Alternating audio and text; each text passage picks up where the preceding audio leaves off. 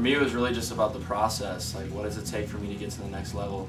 I saw the coaches. I knew I wasn't good enough to get on the field when I was a freshman.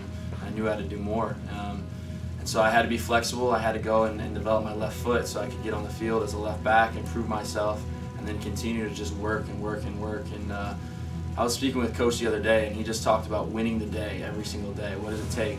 And so every day it was my goal just to be that much better than everybody else. And eventually those little increments, they add up. And so for me, it was just a process of getting better throughout my 4 years. And fortunately, I was able to put that on the field and help the team out. All the coaches are different. I have a ton of respect for the coaches. They know that. Coach Currier is a little mysterious, but at the end of the day, Coach loves winners. He loves guys, and winners not necessarily results. He's the type of guy, he wants people to come in and be a soldier. You give it everything you have on the soccer pitch, on the practice pitch, off the field, whatever, sacrifice. Coach wants people who are going to come in and give it everything. He's about loyalty. He's about being genuine.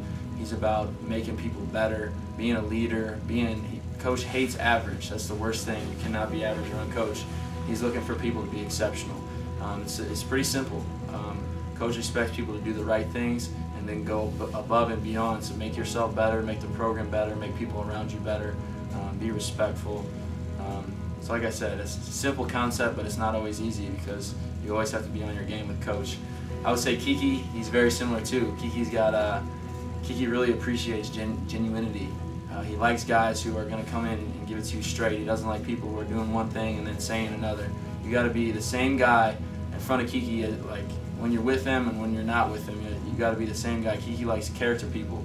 People are going to come in and give it everything. Kiki has a lot of knowledge on the soccer pitch, and Kiki loves people who listen. People who you tell him something, Kiki tells you something, he expects you to listen and get better. He's trying to always make you get better. And with those two combined, the intangibles, the on and off the field, you listen to the coaches, you do what they say, I can promise you, from my position, you will improve as a person, as a player. As we go off into the workforce, you will do fantastic, and I'm excited for that next step. I think first you got to have buy-in among the whole team. For the young guys, you'll learn that it's not just soccer talent. You got to buy into everything the program is talking about. That's on the field, but it's also off the field. That's a huge piece. So buying into the team, but to get that, you need to have guys that are going to hold you accountable. And so I would say it's leadership. Guys who are going to say, listen, you're not meeting the standard. You got to bring your level up because you're bogging the team down. And so I think that was the biggest change between our freshman and sophomore year to our junior and senior year. It was guys who cared so much. They put so much time, energy, effort into this program that it wasn't acceptable for you to bring the program down. And so when you have guys all going, 30 guys in the right direction, same direction, it's pretty powerful, and it definitely supersedes soccer talent. It's those intangible things. Soccer talent is definitely important. It really is, having a mind for the game. Those things are very important. But when you have guys not doing the right things, you realize that it doesn't translate to success on the field. So you got to get your culture right, and that starts with buying and leadership to me. Unfortunately, no, it doesn't. But I can tell you, if you don't have everybody doing that, you don't even have a chance. Winning and losing is sometimes out of your control. You can do everything right and it still doesn't go your way. That's just life. That's something I've learned in this program.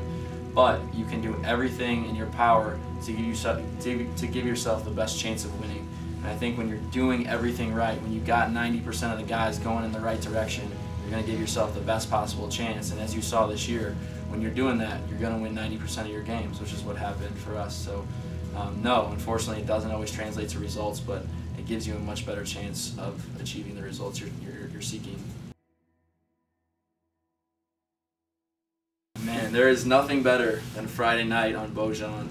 I have two. This year we started off the season, our first home game at Beaujon, and I remember we played Northern Kentucky, and we probably had 1,500, 2,000 fans, and we scored 2 goals right away, and people were just going nuts, and we killed them. I think it was 5-1. It was just a fantastic memory, something I'll always treasure. There's nothing better than being under the lights. And with that was kind of the beginning of the season, but then in the middle of the season we played Incarnate Word. It wasn't our best game, but we fought tooth and nail. We had those intangibles going for us, and we ended up pulling out a result in overtime.